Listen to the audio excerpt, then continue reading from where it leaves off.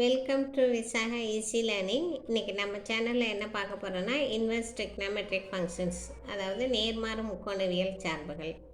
அதில் எக்ஸசைஸ் 4.5 பார்க்குறோம். ஸோ அதில் என்ன ஃபஸ்ட்டு சம் என்ன சொல்லியிருக்காங்கன்னா மதிப்பு காண்க.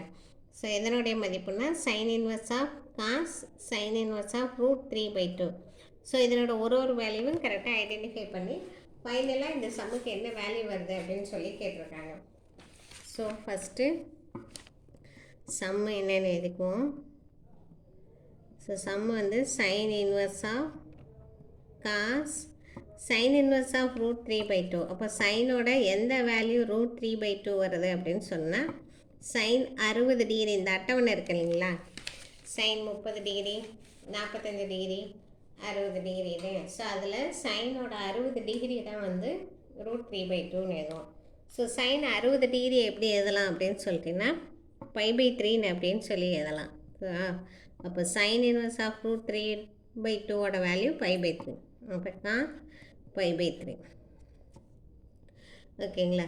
இப்போ காசோட எந்த வேல்யூ π/3. அப்போ பையோட வேல்யூ ஆக்சுவலாக π = 180 டிகிரி. 180 டிகிரி டிவைடட் பை 3னா 60 டிகிரி வருது. ஸோ அப்போ காசு 60 டிகிரியோட வேல்யூ 1/2. ஓகேவா. இப்போது சைன் இன்வெர்ஸ் ஆஃப் 1/2.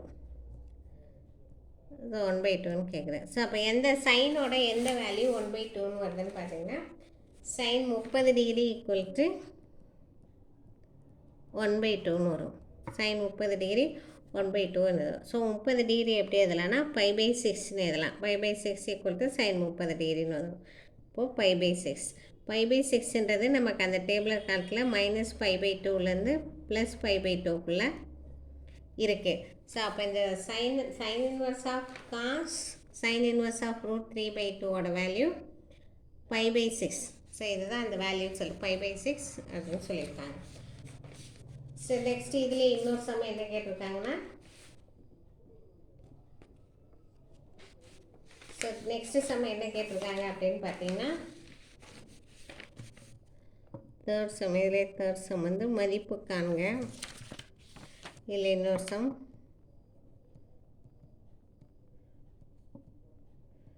மதிப்பு காண்க. அதாவது tan sin inverse of 3/5 plus cot inverse of 3/2.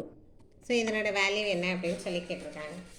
So இதில் இதுக்கு முன்னாடி சம்மில் ஒரே ஒரு வேல்யூ தான் கொடுத்துருந்தாங்க போட்டோம். ஸோ இதில் 2 வேல்யூ கொடுத்துருக்காங்க. ஸோ இந்த சம்மு சிம்பிளான சம்ஸ் தான், ஈஸியாக ஒர்க் அவுட் பண்ணிங்கன்னா ஆன்சர் போட்டுடலாம். அங்கேயும் இந்த ஃபார்முலாவோட வேல்யூ மட்டும் தெரிஞ்சிருக்கணும். ஸோ அப்போது கொடுத்துருக்க சம் என்னன்னு எழுதிக்குங்க. அதை கொடுத்து tan so sine inverse of 3/5 அப்படின்னா ஸோ இதை டைரெக்டாக ஒர்க் அவுட் பண்ண முடியாது. நமக்கு கொடுத்துருக்கிறது சைன் இன்வெர்ஸ் ஆஃப் 3/5 என்னென்னு எடுத்துக்கலாம், ஏன்னு எடுத்துக்கோங்க. ஓகேங்களா. இப்போ சைன் இன்வெர்ஸ் ஈக்குவல் டு அந்த சைட் வந்தால் சைன் ஏ வரும். இப்போ சைன் ஏ = 3/5. ஸோ அதாவது இப்படி எப்படி எழுதலான்னா 3/5 சைன் ஏன்னு வரும். சரிங்களா. சைன் ஈக்குவல் டு அந்த பக்கம் தான். ஸோ அதை தான் நான் இந்த பக்கம் எழுத காட்டுறேன். இப்போ சைனுங்கும் போது சைனோட ஃபார்முலா வந்து எதிர்பக்கம் பை கர்ணம்.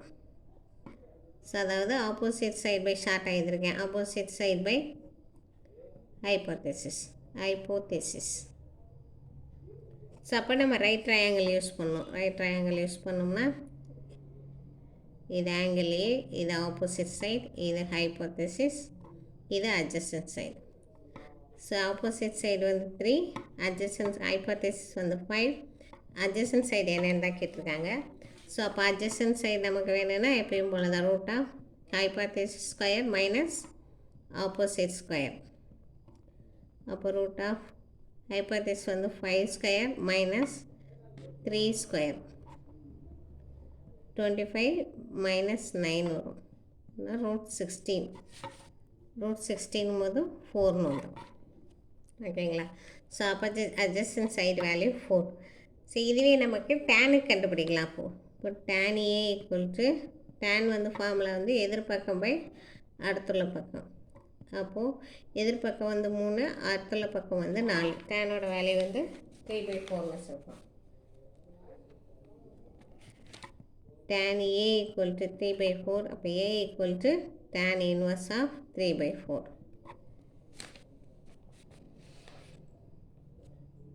ஸோ அப்போ இந்த வேல்யூஸ்லாம் எடுத்து வந்து இங்கே சப்ஸ்டியூட் பண்ணுவோம். ஓகேங்களா? ஸோ இப்போ இந்த வேல்யூஸ்லாம் எடுத்து வந்து இங்கே சப்ஸ்டியூட் பண்ணுவோம். tan inverse of 3/4.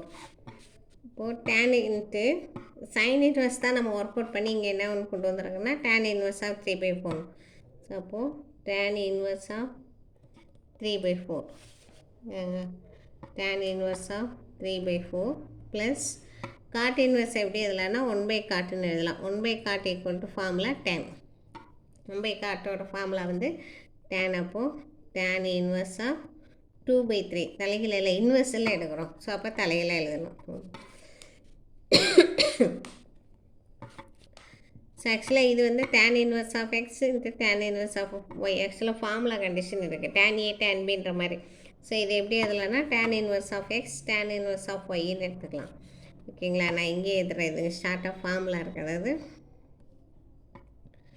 tan inverse of x plus tan inverse of y equal to tan inverse of x plus y divided by 1 minus xy. So இது வந்து ஃபார்முலா. ஸோ இந்த ஃபார்முலா கண்டிஷனுக்கு இதை வந்து நம்ம எக்ஸ்பேண்ட் பண்ணி எழுதுவோம். அப்போது equal to tan into tan inverse of x plus y. இது x இது y. 3/4 plus 2/3 divided by 1 minus 3/4 into 2/3. So அப்போ என்ன எழுதணும்னா tan into tan inverse of இதுக்கு எல்சியம் எடுத்துக்கலாம் 12. அப்போ 12னா 9 plus 8. ஓகேங்க. divided by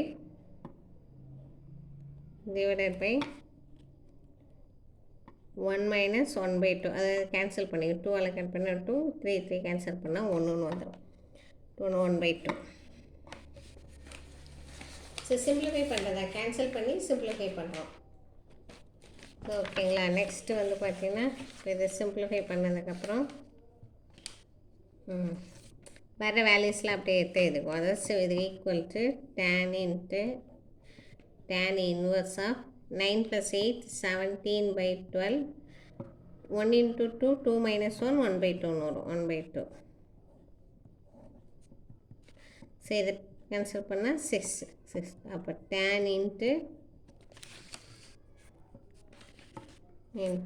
tan inverse of 17/6. So டேனுக்கு tan இன்வெர்ஸும் கேன்சல். அதாவது tan இன்ட்டு tan இன்வெர்ஸும் 1/10ன்னு எழுதலாம். இப்போ டேனுக்கு கேன்சல் ஆகிடும். போட்டு 17/6 இதனோட பார்க்குறது தான். ஸோ ஃப்ரெண்ட்ஸ் பெரிய சம்மாக இருக்கும். ஆனால் ரொம்ப சிம்பிள் சம். 2 ஃபார்முலா தான். சைனோட ஃபார்முலா சைன் ஃபார்முலா வந்து ஆப்போசிட் சைட் பை ஹைப்போதசிஸ். அடுத்தது டேனுக்கு ஃபார்முலா வந்து எதிர்பக்கம் பை அடுத்துள்ள பக்கம். அடுத்தது tan A tan E tan x tan y இந்த formula tan inverse of x plus tan inverse of y இந்த 2 ஃபார்முலா மட்டும் தெரிஞ்சிச்சுன்னா இந்த சம்மை ஈஸியாக ஒர்க் அவுட் பண்ணிடலாம். ஸோ ஃப்ரெண்ட்ஸ் வீடியோ பிடிச்சிருந்தா லைக் பண்ணுங்கள், சப்ஸ்கிரைப் பண்ணுங்கள், கமெண்ட் பண்ணுங்கள். தேங்க்யூ.